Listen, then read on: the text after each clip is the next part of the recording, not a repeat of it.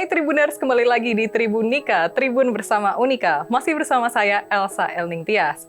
Pada Tribunika sebelumnya, kita sudah mengulik tentang dua mahasiswi Unika yang keren banget, yaitu Airin dan juga Evin, dan juga prestasinya nih Tribuners.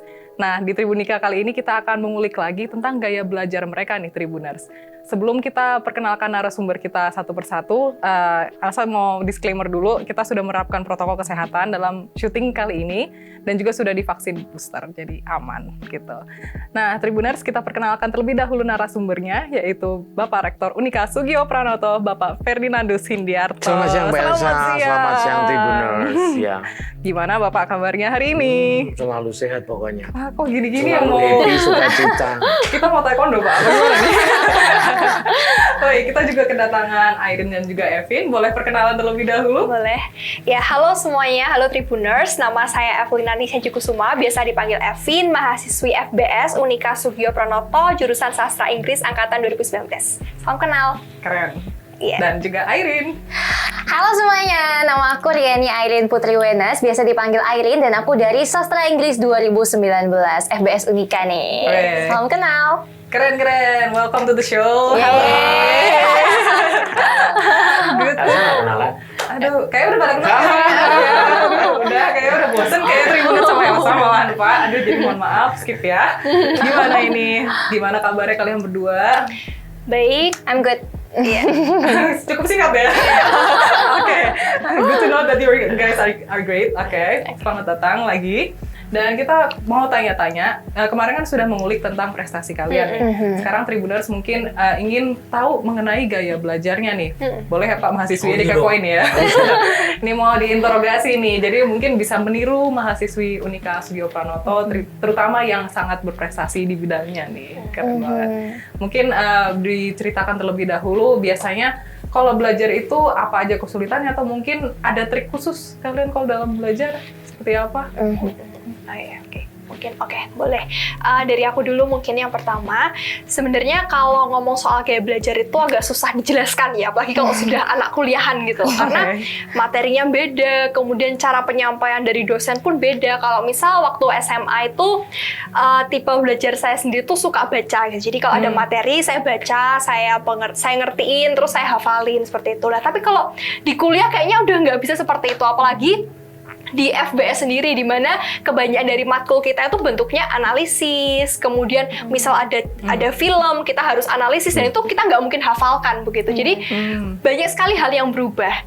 Tapi yang saya tadi mungkin sempat ngomong-ngomong sama Airin juga, kalau kuliah di FBS itu kebetulan materi itu disampaikan pada dosen, dari dosen itu di kelas. Jadi yang perlu kita lakukan adalah mendengarkan begitu. Jadi nanti waktu UTS itu sebenarnya kita udah nggak ada yang kayak harus ngafalin gitu ya, kayak nggak ada teori gitu. Tapi kita analisis modelnya. Jadi waktu di kelas memang harus benar-benar mendengarkan, mengerti apa yang disampaikan dosen, kemudian kita praktekkan begitu. I see. Begitu. Jadi kadang-kadang kesusahannya pun karena nggak ada teori, nggak ada dihafalkan, ya nanti waktu hari H, waktu tes itu kesulitannya di situ. Waktu harus analisis tuh ya gimana? Iya betul. Gimana kita nanti inget-inget lagi kemarin yang udah dijelasin, begitu Kak. Agak abstrak ya ternyata ya Tribuners. Betul banget. Itu agak susahnya di situ ya, justru kalau untuk Evin seperti itu ya. I see. Kalau untuk Airin ada kesulitan atau mungkin seperti apa gaya belajarnya? Setuju sama yang dibilang Evin, bahwa di universitas mungkin kita akan lebih jarang untuk belajar saat mau UTS dan UAS, tapi kita akan belajar terus. Betul. Kalau SMA tuh saya sendiri pengalaman ya, belajarnya cuma pas UTS, UAS gitu. Itu belajarnya giat, belajarnya giat. Tapi kalau di universitas, we have to listen to the teacher gitu. Kita harus perhatiin kalau kita mau nggak belajar. Kalau kita nggak perhatiin ya kita harus belajar ngulang materi. Kalau SMA tuh nggak segitu sih. Jadi kayak ketika betul sih kayak analisisnya tuh diasah di perkuliahan ini. Dan mungkin untuk melengkapi Evin ya, cara belajar yang ada di universitas yang saya sendiri lakukan adalah mengulik. Harus pintar-pintar mengulik. Zaman sekarang kan apa-apa ada di internet, apa-apa ada sumbernya banyak gitu. Gimana cara kita itu mengkombinasi semuanya jadi jawaban yang itu inovatif gitu, bukan kayak jawaban yang kopas-kopas aja. Nah itu yang dosen-dosen kan pasti tahu ya Pak Ferdi ya, anaknya kopas atau enggak, gimana cara paraphrase-nya, itu juga dinilai. Jadi pinter-pinternya kita mengulik dan mendapatkan info info-info dari tempat lain gitu. Betul. Oke. Dengan mengulik itu justru kita malah dapat tambahan ilmu seperti itu ya. Iya, istilahnya iya. ya. Betul. Pak Ferdinand, itu sebenarnya gaya belajar yang tepatkah atau gimana? Atau mungkin seharusnya bisa lebih kembangkan lagi jangan-jangan? Ya sebenarnya gaya belajar ada macam-macam gitu. Oke. Saya itu model tidak auditori saya. Oh, Jadi apa nih? Visual kalau kah? Visual atau? banget saya. Oh, oke. Jadi kalau di kelas saya tidak terlalu tidak terlalu fokus pada apa yang dijelaskan dosen, tapi saya punya kemampuan scanning cepat gitu ya. Jadi Wow. kalau membaca itu cepat lalu nggak tahu ya nyantol aja gitu. Oh. Nah lalu akan semakin kuat ketika itu saya pakai gitu ya. Entah untuk analisis, untuk kerjain tugas atau apapun. Jadi lalu ada yang auditori. Kalau auditori kan mau tidak mau harus bahkan harus dia kalau bisa direkam, diulangi lagi gitu ya. Oke. Bahkan kalau dia harus dihafalkan dia secara verbal supaya ada suara dan sebagainya. Jadi ada yang psikomotorik ya, artinya yang tidak bisa duduk manis. Jadi harus dengan makan sesuatu, dia akan lebih cocok dengan praktek gitu. Nah, maka kata kuncinya kalau kita nggak menyadari gaya kita seperti apa kan konyol gitu. Oke. Kalau aku nggak tahu sebagai orang visual, ya konyol. Saya menyadari betul siapapun dosennya nggak penting gitu. Yang penting dosen ngasih buku sama kasih materi gitu. Dan pengalaman 3 kali kuliah itu ya menarik karena ternyata apapun gaya belajarnya ada faktor kunci. Motivasi gitu. Oh, itu. Saya S1 tepat waktu. S2 bukan injury time. Apa nih? Pertandingan diulang kalau suatu saat. Mantap, diulang di research ya. Boleh dari nol ya. Master itu kan 2 tahun. Oke. Tapi selesaikan dengan waktu cukup bagus 4 tahun. Gitu. Boleh langsung di sini ada. Iya, kehilangan. Ujung gitu ya. Iya. Dari situ justru refleksi saya, lalu yang S3 kemarin saya justru lebih cepat dari waktu yang seharusnya. Jadi komplit toh, S1 standar, S2 2 kali pertandingan, 2 leg. S3-nya sebelum waktunya malah sudah lulus gitu. Lalu refleksi saya apa sih sebenarnya orientasi kita sih. Kalau kita punya orientasi yang kuat, maka ya masing-masing gaya belajar pasti akan efektif. Jujur aja waktu S2 ya memang kehilangan orientasi gitu. Oke. Lalu saya ngulang ujian tesis, asik toh.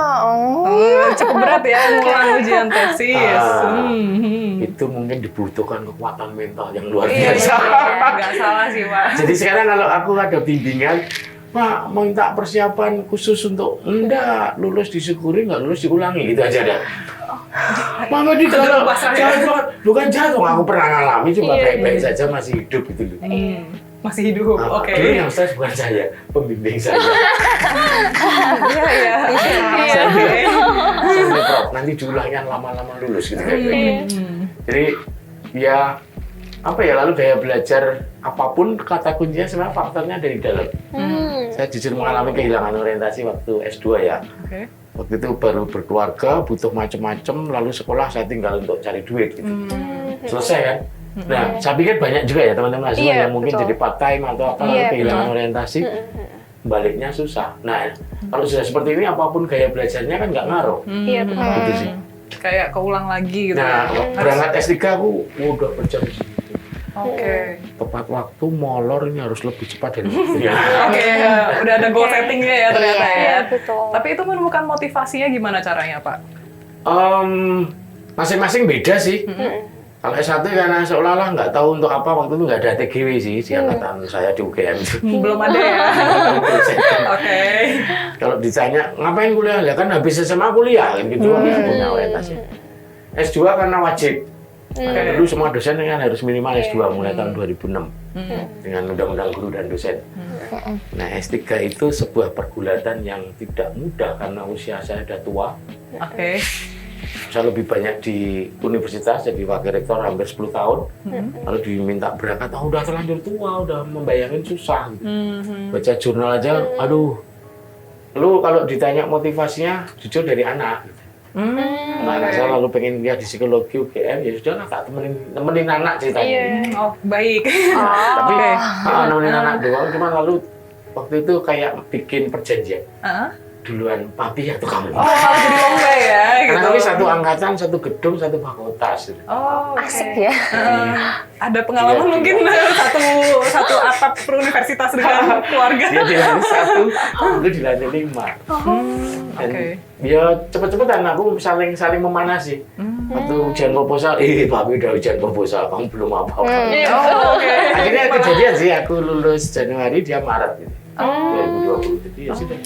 Wow. Jadi ketika menemukan sumber motivasi, saya pikir Iya. lalu mengakselerasi belajar kita ya. Betul. Oh, oke. Itu kalau dari Pak Ferdinand ternyata ada trik-triknya untuk Lalu ini yang motivasi, saya rasakan ya? di S3, kami hanya bersepuluh, Oke. kami sangat kohesif, sangat kompak, saling support. Ada yang nemu jurnal pasti langsung posting di WhatsApp grup. Sharing Teman-teman, ya. ini aku punya jurnal ini terus, lalu saling menyemangati. Kalau aku sih saling memanasi gitu, tugas gitu. Aku bikin covernya dulu, Oke. aku capture. Padahal cuma cover Cover doang. Itu melempar isu ya ternyata ya. Pak Ferdinand. Tugas gitu. Hanya kadang kita nggak berpikir kelompok ya. Iya. Di kampus itu kalau punya komunitas yang saling support, yang kohesif, yang positif, itu akselerasi yang luar biasa. Saya merasa. Oke, I see. Jadi ada dua penentunya ya. Ya, dari dalam dan juga sama dari aku. luar. Dari luar. Oke. Kalau Airin dan Evin motivasinya apa nih ke dalam belajar? Atau mungkin disemangatin siapa gitu? Atau mungkin ada support systemnya lah gitu? Atau gimana nih ceritanya? Oke Kak, mungkin nambahin yang tadi gaya belajar, aku baru ingat. Boleh. Gaya belajarku adalah dengan mengajar. Aku ngajar justru. Jadi kalau nggak ada objek yang perlu diajar, aku ke kaca. Oh gitu. Jadi kita atau nggak komat kamit sendiri. Jadi kalau kita Unik sudah ya? bisa mengajar, kita udah tahu lepas buku ini. Jadi habis baca-baca lepas buku, aku udah yakin pasti besok bisa. Betul. Gitu. Kalau kita cuman baca hafalin, yakin deh kurang nempel. Kamu ngomong dengan cermin gitu kalau nggak ada. Ya, yang- kalau nggak cermin ngomong sendiri pakai Oke. buku. Jadi kalau kayak gini berarti nanti kayak gini ya, gini gitu.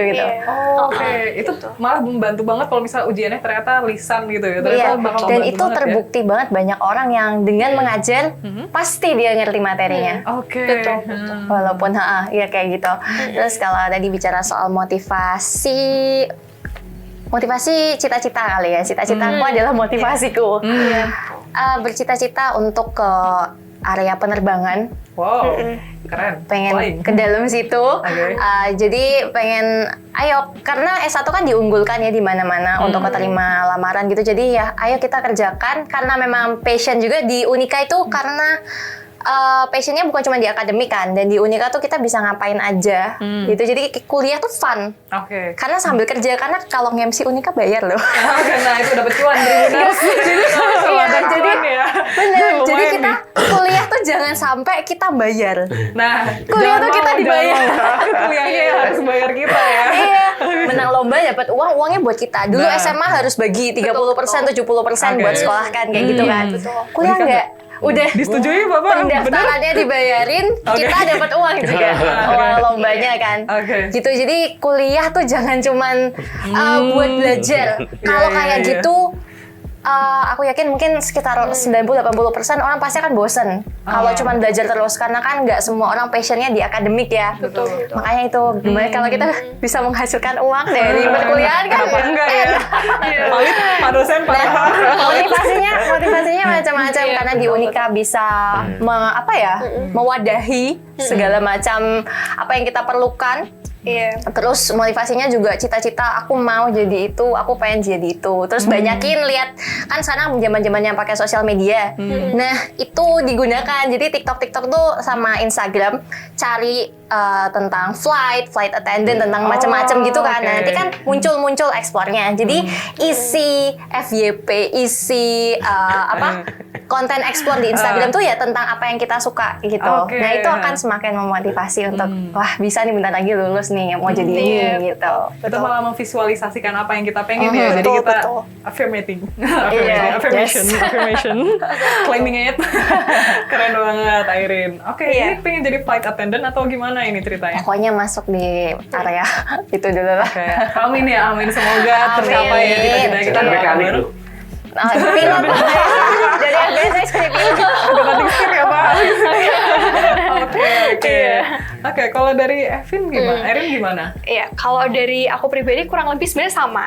Karena ini ya, motivasi internalnya tuh karena memang punya mimpi gitu. Jadi kayak dalam segala hal tuh kayak aku selalu ngomong bahwa semua yang aku dapatkan tuh semua berawal dari mimpi yang kecil gitu. Jadi mungkin dari dulu mimpi pengen jadi ini, kayak gini, pengen lakuin ini. Terus karena mimpinya kuat, dan kalau kita punya mimpi kuat tuh pasti kita akan melakukan. Jadi nggak mungkin orang punya mimpi tapi diem aja gitu. Pasti melakukan ini, itu, ngerjain ini, itu sampai akhirnya terjadi gitu. Bahkan mungkin juga misalnya dulu masih biasa aja, masih anak SMA, tapi punya mimpi bisa kuliah sampai kayak gini. Mungkin dulu juga masih bayangan aja. Tapi kata orang tuh kita harus fake it until you make it. Gitu. Jadi kayak punya mimpi besar sebesar apapun, mungkin awalannya tuh fake, tapi ketika kita lakukan terus, kita pegang terus itu sebagai pedoman, sebagai motivasi, suatu hari terjadi gitu. Iya, dan itu banyak juga orang seperti itu, jadi sudah terbukti begitu. Keren. Iya. The energy matches our Ya, willing gitu ya. betul sekali. Kayak gitu. Iya, menarik. Apakah aku kurang affirmating ya, Tribuners? Saya mau bertanya sendiri. Tapi kalau Evin nih, apakah ada motivasi, ada orang tertentu yang memotivasi atau gimana? Boleh diceritakan? Mungkin motivasi eksternal begitu ya, seperti tadi kata Pak Ferdi, pastinya keluarga sih. Karena kebetulan saya orang yang kayak deket banget sama keluarga, jadi ketika ngelakuin apapun selalu cerita dengan keluarga, dan kemudian keluarga juga selalu support, selalu memberikan semangat. Jadi support dari orang-orang terdekat, nggak harus banyak orang itu sangat bener-bener bisa masuk ke hati gitu. Nggak perlu banyak support gitu. Yang penting kita punya 1-2 orang yang memang bener-bener kita percaya bisa support kita gitu. Kalau komunitas teman-teman? Kalau komunitas tentunya dari teman-teman FBS begitu. Mungkin kalau teman-teman FBS tuh mungkin nggak yang deket banget, tapi karena kita belajar bareng, kita kayak diskusi bareng, kita berdinamika bareng, kemudian di kelas kita juga saling ngobrol. Jadi seakan-akan atmosfernya tuh juga seperti itu. Kayak contoh teman saya Airin, maksudnya Airin juga punya prestasi begini, kemudian ada teman lain yang lagi. Jadi saling itu memberikan semangat gitu. Motivasi. Ngelihat temennya punya prestasi, jadi Betul, punya ada betul. Jadi ada dorongan tersendiri seperti itu ya. Apakah Bapak dosen setuju dengan pernyataan-pernyataan ini? Oh iya. Saya justru pengennya membangun itu sebuah tadi yang Elsa bilang support system. Tidak semua tanda petik berjalan mulus seperti mereka berdua gitu ya. Beberapa teman mahasiswa kan banyak problem, banyak kesulitan gitu. Aku besok ketemu salah satu perwalianku yang mau resign mundur. Karena harus tanda tangan persetujuan dosen wali. Aku baru lewat WhatsApp sih, lalu kok nggak nyaman kalau pakai chat, ya sudah besok siang belajar ketemu. Ya kenapa? Ya ada problem yang mengharuskan saya harus pindah ke Malang gitu. Nah, saya nggak tahu besok seperti apa sih. Dan yang penting lalu ketika support system dari peers itu kuat, saya pikir kekuatannya. Bahkan aku percaya kalau orang nggak punya internal motivation pun, kalau berada di komunitas yang positif, dia akan kena. Iya, setuju. Tapi kalau kita berada di sebuah komunitas atau peers yang kurang positif, ya resiko tinggi juga. Malah impact-nya. Kan gitu kan. Jadi yang pengen kami bangun komunitas-komunitas ini, kelompok-kelompok kecil saling support, peer support gitu ya. Karena belajar tidak cukup hanya diri sendiri, tapi support system harus kuat. Unika lagi mencoba untuk membangun support sistemnya seperti itu ya. Yang dari dosen ini memang saya besok Agustus mencanangkan gerakan ngopeni mahasiswa. Apa itu? Ngopeni itu Ngapain nih? Tahu nggak ngopeni? Tahu. Merawat gitu. Merawat. Iya. Ngopeni. Skip. Saya pakai bahasa Jawa supaya lebih dapat sih. Oh iya, oke. Jadi merawat, menyapa, terutama teman-teman mahasiswa yang tanda petik sedang ada kesulitan. Beberapa misalnya masa studinya udah lewat, hopeless tugas akhir gitu ya. Itu saya sudah mempraktikkan dalam 2 bulan terakhir ini. Bimbingan tesis saya yang lama nggak muncul, tak WA satu-satu. Sekedar hello, tapi katanya kedatangan saya, chat saya itu kayak debt collector. Pinjol ya, pinjol. Ada kayak pinjol, apa agak serem ya, maaf nih. Ya mimpi buruk katanya di WA pembimbingnya. Loh, saya cuma tanya, baru gimana. Tapi berapa persen ya? 80% merespon. 80% Dan ya. ada 2 yang langsung gaspol. langsung hari hari Jumat upload di Delta. Sabtu tak koreksi, ini tadi udah WA lagi, Pak revisi udah saya upload. Padahal sudah hampir setahun dia nggak bergerak apapun. Gitu, stagnan ya. Nah, jadi gerakan ini yang kita mau coba. Nah, cukup banyak juga teman-teman yang nggak tahu dengan segala macam persoalannya yang kita tidak tahu. Betul. Harus kerja karena nggak ada biaya, harus ada problem di keluarga, Betul. termasuk problem-problem personal mereka. Betul. Kehilangan orientasi, kehilangan motivasi, terlalu baper juga dengan dosen pembimbing. Dikasih coretan koreksi, Iya, betul. wah, aku dijolimi. Kalau nggak bisa bangkit. Makanya saya mengapresiasi ketika yang sudah lama nggak muncul disapa kok lalu dua ini yang sangat langsung gaspol Gitu ya. Yang karena sudah S2 ya, jadi sudah berkeluarga. Ulur datang dengan 2 anaknya gitu. Gemes sekali. Saya sudah setahun nggak bimbingan karena ngurusi baby. Ya nggak apa-apa sebagai ibu yang keren. Ya, berdedikasi. Terus mau gimana seterusnya, selanjutnya. Saya mau selesaikan, oke. Itu sih. Oke. Ya berarti kan ada yang satu lagi yang ya? S2 juga bukan terjebak. Terjebak hal yang positif. Oke. Jadi endorser. Influencer Pak, endorser apa nih? Endorser apa nih Pak? Nah, berarti kan beberapa kali bisa. Oke. WA juga. Kalau ada waktu senggang di sela-sela syuting. Langsung power, jangan gitu semua. Itu kalau saya jadi yang bersangkutan kayak, aduh Pak, maaf Pak, mau yang mana? Kayak malah saya tawarin dulu sih, enggak ya Tribunas. Tapi gini, kan bikin grup bimbingan skripsi tadi. Kalau tak posting di grup responnya nggak ada. Oh, baik. Itu fenomena menarik juga. Jadi langsung Iya. pendekatannya personal Iya, ya. Ini malu atau apa ya? Malu, Kan di grup itu selamat siang, saya nggak nagih lu, cuma tanya kabar kalian bagaimana. Sampai harus kayak gitu ya. Traumatis ya kayaknya ya untuk mahasiswanya yang menghadapi gitu ya. Udah cukup trauma gitu ya Tribuners. Nah, ini ngobrol soal tugas akhir dan juga skripsi nih Pak. Itu kan juga perlu beberapa motivasi dan juga perlu istilahnya support system lagi, balik lagi ke yang tadi. Hari Senin saya menandatangani surat keputusan rektor alternatif tugas akhir selain skripsi.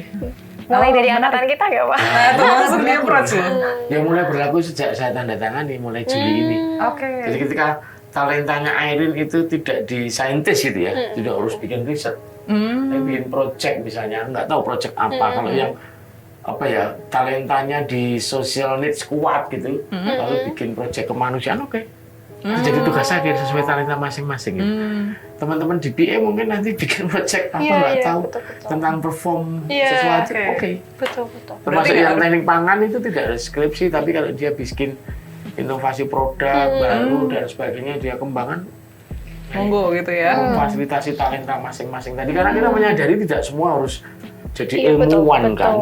Sedangkan penelitian itu kan menggunakan metodologi yang macam-macam instrumen, sampel, macam-macam analisis data yang tidak semua akan mengambil jalan itu. Siapa tahu ada yang pengen agak belok dikit gitu ya. Banyak Standar jalan menuju Roma. ada ya, gitu. jadi tidak dilepas, ada monitoring, ada bimbingan dengan tetap tapi kan itu ya. bentuknya kan mengakomodasi sekian banyak talenta yang ada. Ini terobosan baru ya, baru di Unika aja nih. Betul, baru bulan ini. Baru bulan ini, Juli, ditandatangani. Oh, baik. Ini cukup menarik ya. Kenapa Pak? Apakah ini karena ada beberapa permasalahan yang timbul di lapangan, atau justru karena kayaknya motivasi ya para mahasiswa ini bisa dialihkan ke bidang lain, atau gimana ini Pak? Kalau yang pertama iya sih. Jadi leader itu berangkat kerja itu sudah siap dengan masalah. Baik. Itu kata-kata penting. Jangan pernah menghindari masalah.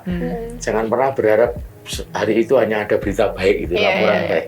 Justru dengan masalah itu lalu kita bisa mereview lalu melakukan sesuatu. Salah satunya ya masa studi tak analisis kok kuliah lancar tapi mentoknya di tugas akhir. Iya benar Pak. Kenapa?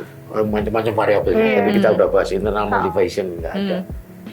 Lalu aku nggak punya talent di situ ketika harus penelitian. Aku lebih suka bikin project, bikin karya. Dan ketika di konfirmasi ke filsafat pendidikan, ya memang pendidikan begitu kok. Iya. Nggak apa-apa. Iya. Bahwa ada variabel yang sering terjadi kan mengeluh tentang dosennya gitu ya. Oh iya. Kalau aku sih ngukurnya gini, Iya. aku bimbing 10. Ada yang cepat 4, ada yang biasa 3, ada yang enggak selesai 2. Jadi variabelnya di saya atau mahasiswanya. Iya, kemungkinan. Mau pembimbingnya sama. Iya, Jadi kan sih, di situ mahasiswanya. maka untuk mengatasi itu, oke, ada banyak alternatif yang bisa dipikir. Iya. Oke. Baik, ini cukup menarik ya, dan terobosan unik terbilangnya ya, karena keilmuan itu kan nggak cuma based on paper aja, tapi juga harus diterapkan seperti itu ya Pak. Oke. Tapi Pak, ini kan masih masa pandemi dan ini mungkin ada beberapa kesulitan mungkin yang ditemui selama pandemi harus online, dan itu menemukan motivasi itu kan nggak semudah membalikkan Wah, itu tangan paling ya. asik main 2 tahun terakhir itu. Oh, Tidak justru hanya paling asik dosennya, kenapa nih? mahasiswa juga ya. Harus memaksa diri online itu, Itu. sambil tidur atau mandi enggak itu. Nah, apakah Evin dan Airin merasakan hal yang sama? Kemarin pas lagi pandemi 2 tahun, terus perkuliahan itu justru efektif atau gimana menurut kalian? Apakah membantu banyak? Apalagi ini kalian mau semester akhir ya? Iya, betul. Oke, mungkin dari saya dulu mungkin ya. Kalau kemarin menghadapi online itu sebenarnya kalau ngomong soal perkuliahan secara akademik itu berjalan dengan lancar. Kalau dari bidang akademiknya Ya, seperti knowledge penyampaian gitu ya. iya dari dosen dan sebagainya, menurut saya pribadi sih sebenarnya berjalan dengan lancar karena kembali lagi ke kitanya masing-masing. Karena kalau online itu kita tuh ditantang untuk menjadi lebih mandiri begitu. Karena kan dosen jauh di sana, kita di sini, nggak ada monitor. Jadi kalau di rumah mau sambil tiduran, sambil off cam itu terserah kita gitu. Jadi kemandiriannya ditantang. Tapi secara penyampaian akademik dan sebagainya itu berjalan dengan lancar. Tapi mungkin yang kurang adalah kalau berdasarkan apa yang saya dan teman-teman tanya nih, kemarin waktu pandemi gimana? Oh, kalau materi sih oke ya, nggak masalah. Tapi kayaknya kok ada yang kurang gitu, apalagi khususnya buat fakultas-fakultas yang memang ada praktek. Padahal teman-teman ini kebanyakan tuh pengen banget merasakan prakteknya. Ketika saya tanya, menurutmu kuliah itu sudah sesuai apa ya ekspektasi belum? Sebenarnya materinya udah, tapi ada yang kurang sesuai ekspektasi karena kehilangan waktu kemarin itu prakteknya. Kemudian mungkin beberapa juga suka bertemu dengan teman, berkumpul karena tadi mungkin dari Pak Ferry juga kan dukungan itu bisa dari peers group juga itu ya, dan di situ mungkin tantangannya sih waktu kemarin itu. Oke. Apakah ada perubahan gaya belajar dari situasi pandemi? Kalau dari saya pribadi sih untuk gaya belajarnya kurang lebih masih sama. Karena secara materi pun disampaikan dengan sebenarnya cara yang sama begitu. Iya, tapi mungkin lebih ke perubahan motivasi, perubahan mungkin oke, kalau sekarang kuliah itu, kalau dulu tuh kuliah itu juga ngomong sama temen. Kalau sekarang tuh kok kayaknya kuliahnya ngomong sama laptop. Layar, sama layar ya. Perubahannya di situ sih Kak. Iya. Kalau gaya belajar Bayangin aku seperti apa? ngajar 4 kali online. Ini sesi curhat antara dosen dan mahasiswa ya. Dosennya nggak fit, kita yang tidak Iya, tetap betul. bagai kurang efektif. Begitu Pak, itu keluh kesahnya ternyata Iya, dari sama. mahasiswa. Sama ternyata. Dosen Kelihatannya- juga. Oke. Kelihatan itu berat banget. Makanya di teman-teman psikologi kalau ketemu, kelasnya Pak Wedi mesti diawali dengan nyanyi dulu. Nyanyi apa Pak? Anything, terserah. Anything. Oke. Ya aku kena juga gitu. Dapat giliran. Ya lebih ke untuk mencairkan suasana karena ya situasinya sangat sulit sih. Betul. Dan harus adaptasi seperti itu Saya ya. itu dapat energi itu kalau di kelas. Dari guyonan teman-teman, lucu-lucuan itu energi bagi saya. Rame itu energi. Ini online off cam semua kan? Iya. Dia grupnya Betul. Nggak ada muka fotonya. Aduh, udah Kemarin oke, ada foto. mata kuliah, salah satu mata kuliah kemarin aku ujian, akhirnya kan lisan di bawah pohon deket Mikael itu. Asik banget dan mereka seneng banget. Oh iya, kayak karya wisata ya berasanya ya. Kayak karya wisata gitu, jalan-jalan. Oke, menarik. Kalau dari Airin gimana? Apakah selama pandemi merasa kesulitan terutama di adaptasi gaya belajarnya nih? Masih ngomong sama cermin kah atau gimana? Oke, oh iya tadi sempat membahas tentang keberhasilan juga ya. Kalau Airin sendiri itu bukan orang yang berhasil terus ya, dalam akademik maupun dalam lomba kita juga ada kalahnya. Aku pribadi kalah lomba beberapa kali, and I tried again. Dan kalau dalam akademik mungkin kalahnya dalam misalnya nilai UTS-nya tiba-tiba turun atau kayak gitu, itu kan udah masuk kalah ya. Iya. Waktu online sendiri adaptasinya itu bukan cuma kita yang adaptasi, tapi dosen. Dan itu kita taunya telat. Iya. Menyadarinya. Jadi kita waktu awal-awal pandemi online itu protes terus. Pak Medina langsung ketawa. Pas udah reda-reda, pas udah mau hampir offline mungkin, tuh pada ketahuan tuh apa dosen-dosennya juga gerundel-gerundel sendiri. Oke, I see. Karena mereka juga kesulitan dalam mengoperasikan dan segala macam. Jadi di situ kita ada poin di mana kita belajar lebih menghargai. Jadi bukan kita terus yang protes, tapi dari dosennya juga mengimbangi gitu. Nah, di Unika ini yang online kemarin itu sangat keren adaptasinya menurut Airin. Karena tidak start dengan baik. Tapi diakhiri dengan baik. Iya, keren. betul kan? Betul. Jadi ya itu karena kita protes terus kan. Terus habis itu dari dosen Baru juga ya. menanggapi. Biasanya kan ada juga universitas besar tuh rata-rata mengabaikan ya atau nggak tahu malah bebek karena gitu ya. sibuk kan mereka. Tapi Unika nggak kayak gitu. Mereka menanggapi. Nah, di situ ada motivasi belajar yang terbangun. Karena melihat Unika dosen-dosen itu mau membenarkan apa yang kita keluh kesahkan, kita juga jadi ada motivasi untuk belajar. Loh, kita diperjuangkan, loh kita nggak mau memperjuangkan diri kita sendiri gitu. Iya, betul, Itu motivasinya dapat dari situ. Jadi terlihat banget pembelajarannya berbeda. Gitu. Iya. Pak Ferdi, ada yang mau disampaikan? Pak Medina kayaknya siap mau ngomong soalnya. Enggak. Iya. Satu-satunya perubahan yang tanpa persiapan kan itu. Iya, betul. Iya Jadi benar. meskipun secara infrastruktur Unika waktu itu sudah punya. Iya, betul. Platformnya itu sudah ada, cuman kan tidak digunakan karena nggak pernah berpikir akan dipakai. Iya. Gitu. Iya. Dan oke lah, dosen-dosen muda, kalau di tempat Anda generasi Mas Yogi, banyak, mungkin sudah akrab. Ini bagi yang senior. Betul. Itu perjuangannya luar biasa. Yang selama ini nggak pernah tahu apa itu Jimit, apa itu Zoom. Betul. Jadi ada dosen senior yang itu cerita kisah nyata, sudah hampir setengah jam beliau ngajar, Ternyata nggak masuk. Aduh sedih banget. belum di unmute dengan dia. Jadi dan menyadarinya, dan beliau juga tidak tahu kalau di situ ada chat. Karena anak-anak udah Pak, suaranya apa? Tapi nggak Sanggung notice. semangatnya itu di awal-awal, dan itu sering terjadi gitu. Jadi ya sebuah pelajaran hidup beradaptasi dengan sebuah perubahan yang tiba-tiba. Kalau Iya. saya mengatakan kita bisa ternyata ya gitu. Ya, Iya. meskipun tadi di awal Iya, memang. Nah itu ya, justru yang keren itu maksudnya tidak ada sesuatu yang start dengan sempurna kan, belum nggak kayak gitu ya Kak. Oke. Nah mungkin yang tadi Airin sampaikan dengan tentang cara belajar yang mengulik itu sebenarnya digunakannya di pandemi, di online karena we deal with laptop, internet, and etc. Dan kita dosen tuh tidak bisa memantau kita terus menerus. Kalau di kelas kan ada kayak nilai tambahan untuk anak aktif gitu ya. Ini Kalau kali di ini. Zoom kan kurang bisa tak untuk nilai seperti itu. Nah, mereka lihat dari bagaimana cara kita menganalisa, menjawab, merangkai kata. Ya itu jadi tentang mengulik-mengulik itu sangat dibutuhkan buat online tadi gini kata sih. kuncinya Evin tadi ya, uji kemandirian. Oh, iya, Online itu betul. uji kemandirian, Iya. betul, karena Betul, betul. dosen tidak Iya. mungkin lagi memantau satu persatu. Mm-mm. Bimbingan itu juga tidak mudah. Iya, betul. Lewat sistem, lewat online. betul. Kayaknya Yes. koreksiku kemarin udah detail, panjang, komenku di insert comment gitu. Besok baliknya kok sama lagi. Kok masih ada kayak gitu? Kok masih ada? Tidak mudah gitu ya. Termasuk Iya. ketika ujian hari hanya itu dengan Zoom macam-macam. Ini modusnya ini kalau pertanyaannya sulit sinyal hilang. Iya. Maaf Pak. Maaf Pak, sinyalnya jelek, jadi pertanyaannya apa aja? Tapi kalau sama kayak sinyalnya kuat gitu. Oke. Cukup klise ya itu yang nggak ada sinyal. Kalau yang beneran nggak ada sinyal sih mungkin masih dimaklumi ya Pak. Tapi kalau yang Pak nggak ada sinyal padahal sebenarnya ketiduran gitu Ya, itu kan. artinya tadi yang Aduh. dibilang Evin Iya. misalnya bahwa pendidikan tidak sekedar transfer knowledge ya. Iya. Kalau transfer knowledge sebenarnya nggak perlu ada kampus ya. Iya, Karena kan betul. sumber informasi pengetahuan sudah di mana-mana.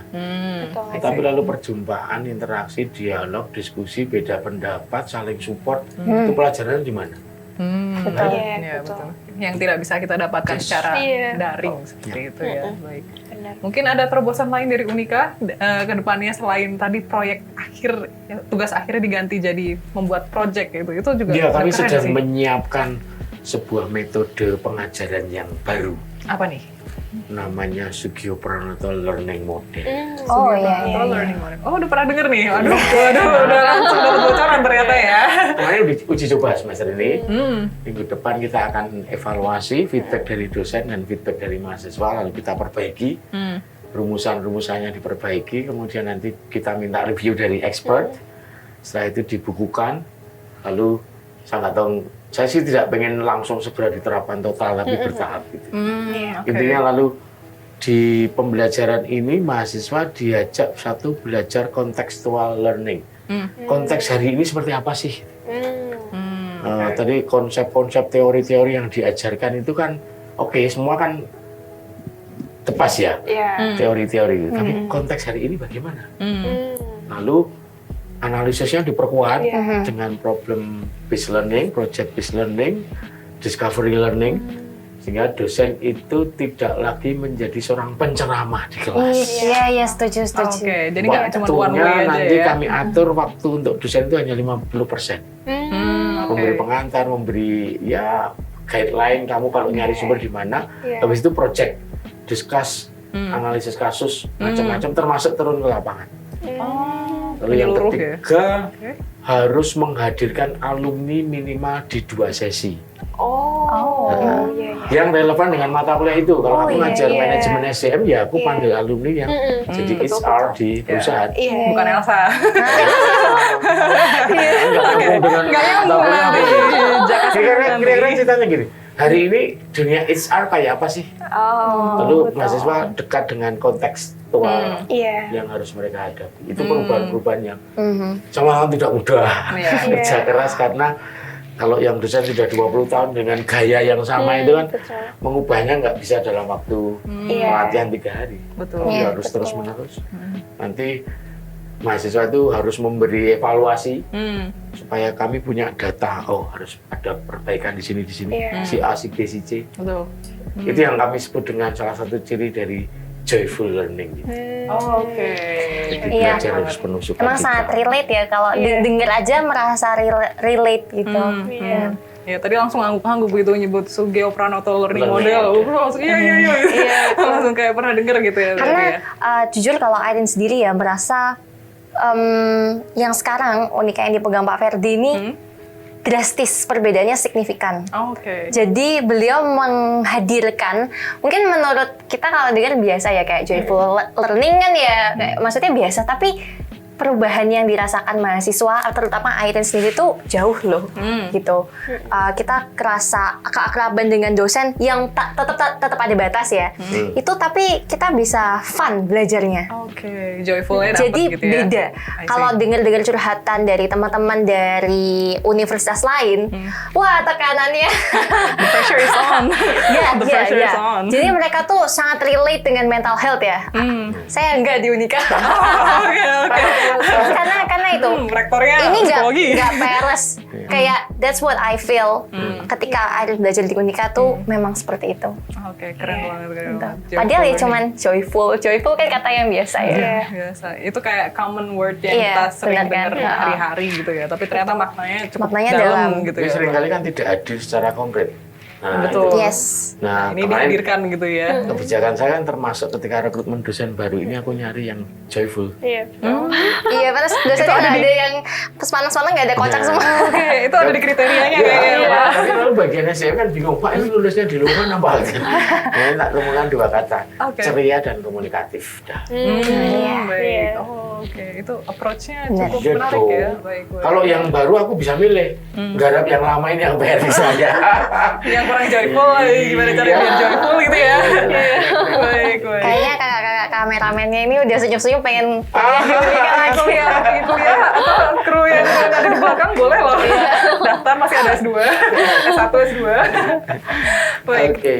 Kita berharapnya juga joyful learning-nya berjalan dengan lancar Iya. untuk Unika Sugio Pranoto dan juga program-program terobosan yang akan datang nanti juga akan berjalan dengan lancar serta mulus seperti itu gitu. Amin. Iya. Amin. Terima kasih banyak Pak Sama-sama, Mbak Febri, Elsa. Evin dan juga Terima Airin. kasih. Terima kasih Kak. Terima kasih, sehat selalu buat kalian semua. Iya, amin.